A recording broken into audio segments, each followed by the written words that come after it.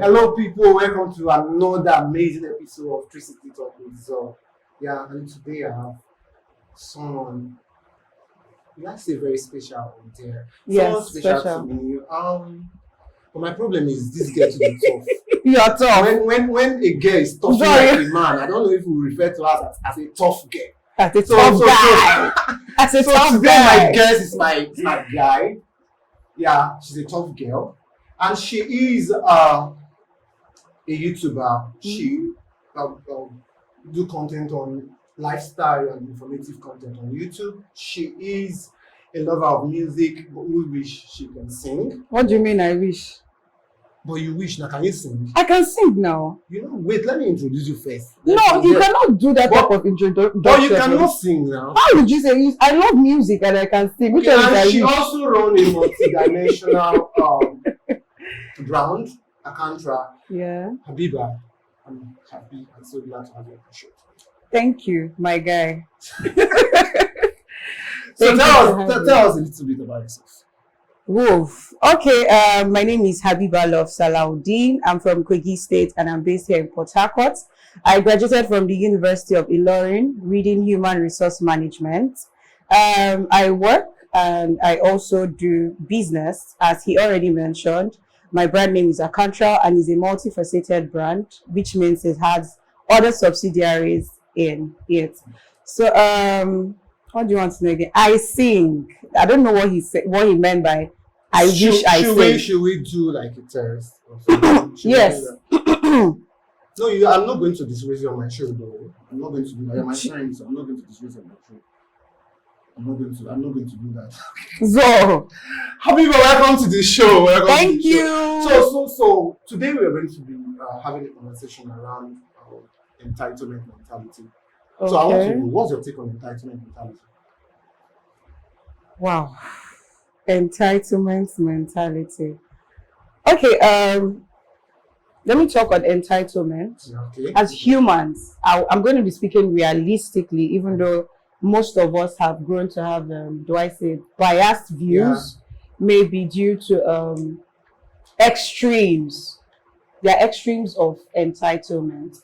Because as humans, I would want to think that if I can look after you, then you should be able to look after me. And in times where I show up for you, I would also expect that in my meltdowns, in times where, yes, but then the world has made, they now have some stereotypes to it that makes it look like you don't need to expect things from people. So live without expectations, and oftentimes it's so that you're not hot when they don't meet your expectation. So I'm going to say that I don't think being entitled is entirely bad in itself. But being extremely entitled and then holding dear certain, consequences or attaching certain things to it that do not exactly toe towards the line of healthy, how do I put it? That's not healthy enough, makes entitlement really bad. But it's okay to really hope on somebody. It's okay to actually trust on somebody to be there for you. Because sorry, I'm going to quote scripture. You're tough. That is the passage in the Bible that said, hope defied, make the heart, forgotten the particular word, make the heart sick or something. Yeah. So, I think, would I say those things are part of the thing that form this base for people not to want to hope so much. And still the Bible said, your expectation will not be put. So if you're not expecting something, definitely it's like you're not going to get something. Yeah. So what you're saying is there's actually need for someone to have or feel a sense of entitlement or expecting something from someone, but you're saying in your own terms, or in your own terms or from your lens, that it should not be the extreme. Yeah, so basically strike a balance. Okay. It's okay to hope. Yeah. It's okay to have expectations, but you should weigh your extremes. What if I don't get this? What's my threshold? What do I fall back to? So you should create for yourself your terms and how you want to bear the consequences of your expectations being met and when they are not met. So strike a balance. So even when you're disappointed, be ready for good and also be ready for the be bad. ready for the bad or the ugly. Exactly. So have you ever felt entitled? Yes. And why? I'm human. Why? Because I'm human and I have feelings, and I feel like, I mean, if I call you my friend, or if I'm able to grant you certain favors, maybe not in the same measure, I would want you to be there for me as well.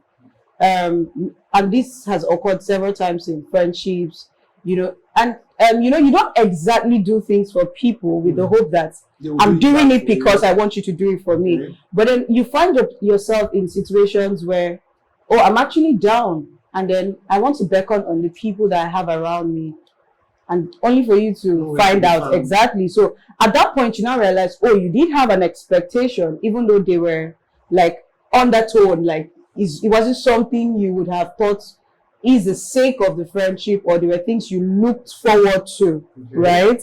As to having such friendships. So yes, many times I've had expectations of people coming through, like, situations where you say, I expected so much from you. So I have too many examples, and it will take me to talking. Give us tough example.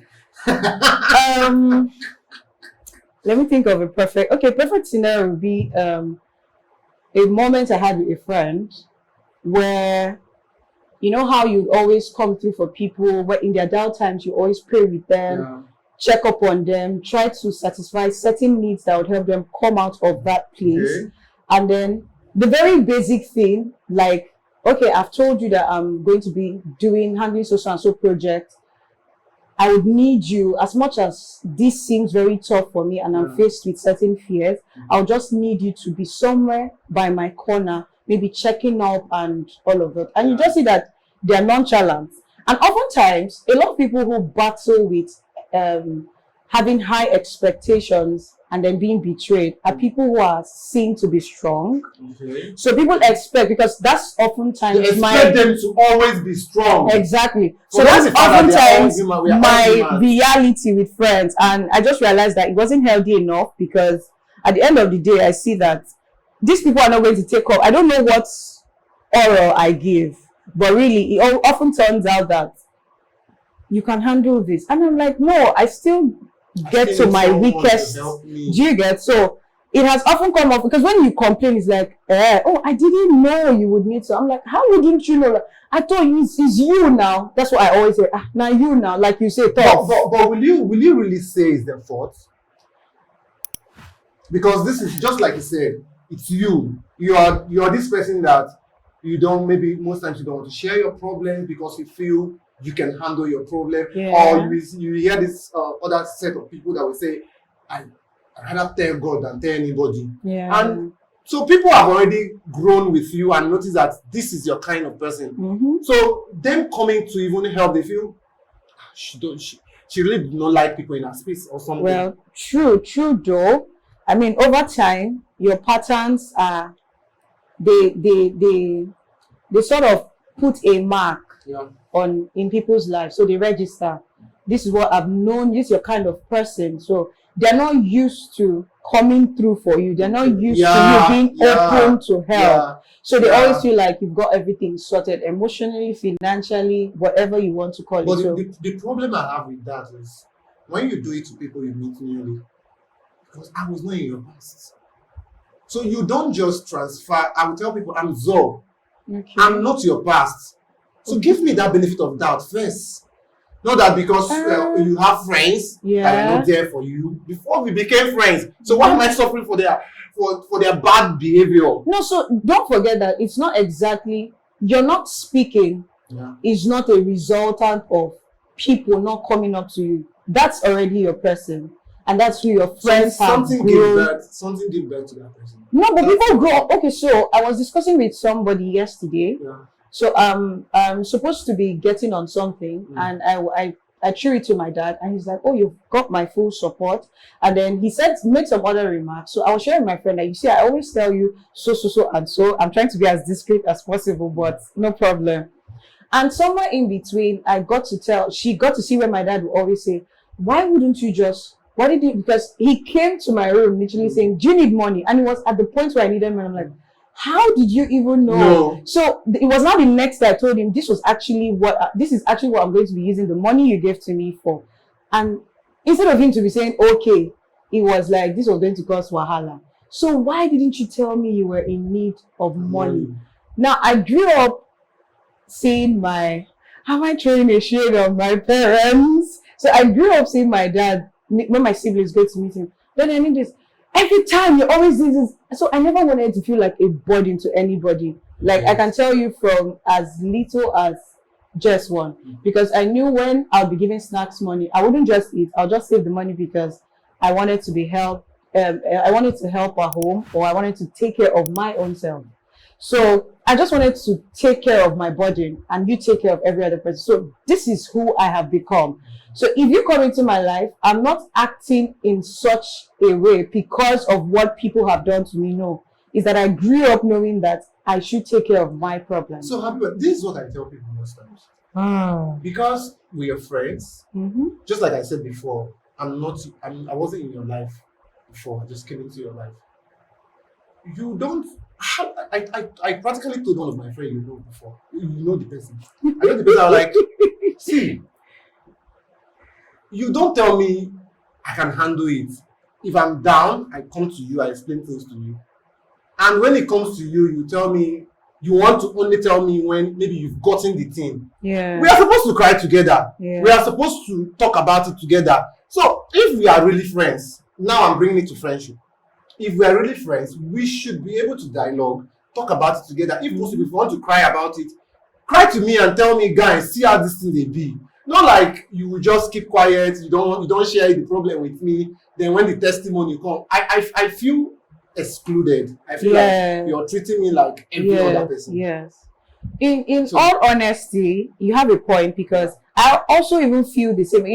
For me to be this way, then there are people who are even more extreme on this character trait. So when I meet such kind of people, I'm often offended. Like, why wouldn't you share with me? So I actually get karma, right? You see, when you can have a taste of it, but at least mine is minimal, and I started to understand that you have to give people an opportunity to feel inclusive. Most especially when you know or you're seeing that they are genuine. Yeah, but you know how you share, and people are not just giving you the expected help that you want, but honestly, I've gotten better.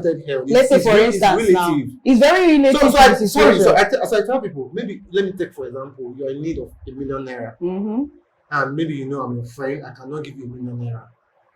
That doesn't mean you shouldn't share that burden with me. But I share. I think you're taking it extreme. I beg. I share. I'm not saying you are tough. You are getting tough. I'm not on the extreme. I never said you. Okay, so this is another thing. Okay. I feel most people who do this,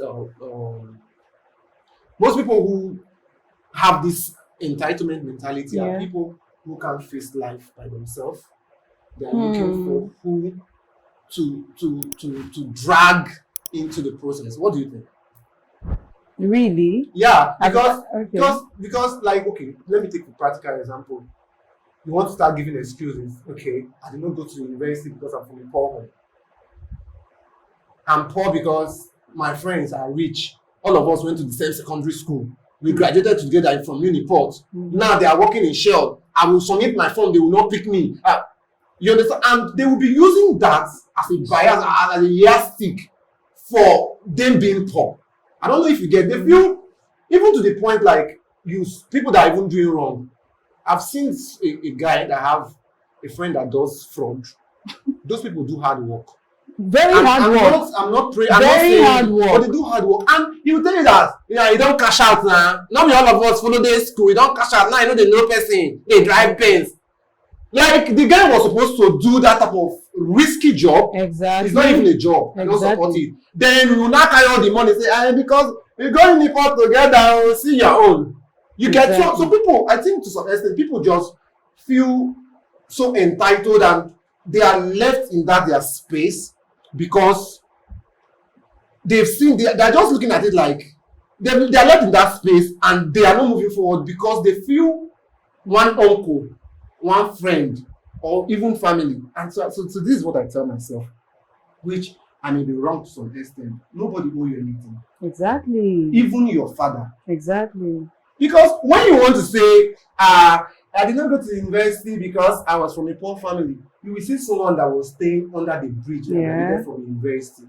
You don't have, I don't quote Bible too much. All right, so I'm just going to say that it can be toxic. And just as this topic says, entitlement mentality. So it's first a mentality, which means it starts in your mind, right? I feel like people who are on such extremes first don't value themselves. They don't see themselves go certain limits. So they find every reason enough to give excuses for why they are not making so much out of their life.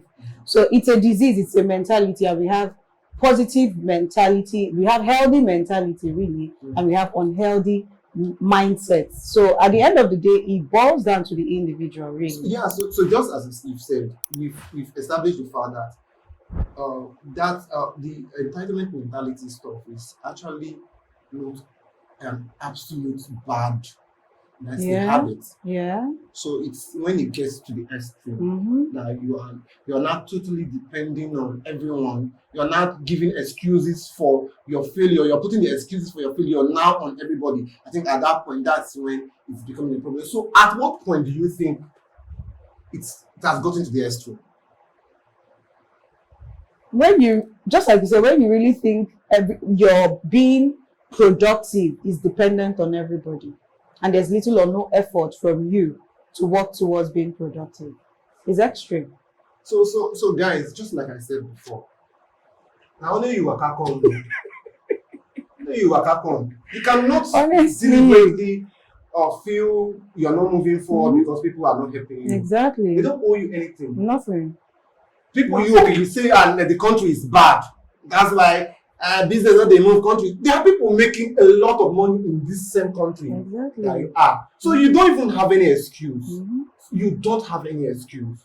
Stop relying on someone to fund your life. Stop relying on someone to make you live the life you dream. Stop living on people's pockets. Exactly. Stop living on people's pocket and own up to your reality. Face your front. Face your.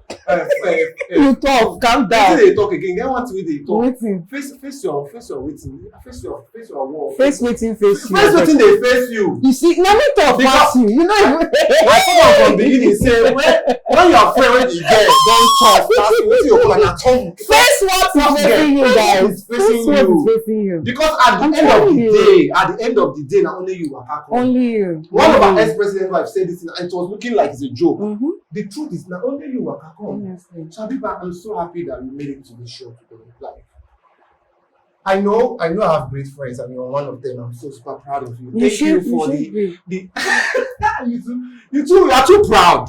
Calm down for Jesus. I'm calm. Though, thank you for your insightful words. Thank you for sharing your wealth of wisdom with us today. I'm so grateful. So guys, thank you for joining us on this episode of Tracy's Talk with Zor. And don't forget to follow us on all our social media handles. Like, comment, subscribe on our YouTube. Subscribe. Yeah, and hit the notification button. I told you she's tough. I know how to support my friends. Thanks for joining us, guys. Yes. Always remember to take a deep breath and be in the moment. I am your favorite host, Zor-Akekue. You're not your favorite. I am your favorite guest. Who is this thing? For my own show. I'm your favorite guest.